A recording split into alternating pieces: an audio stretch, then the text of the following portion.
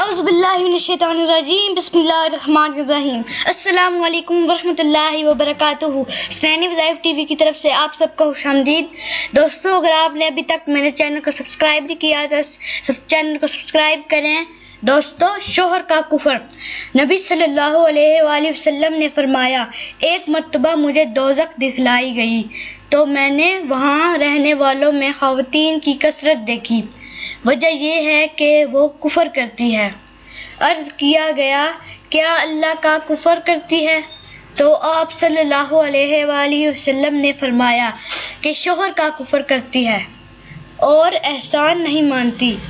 اے شخص، اگر تو کسی عورت کے ساتھ ایک زمانہ دراز تک احسان کرتا رہے، اس کے بعد وہ کوئی اس کے خلاف بات تجھ سے دیکھ لے تو فوراً کہہ دے گی، میں نے تجھ سے کبھی آرام نہیں پایا۔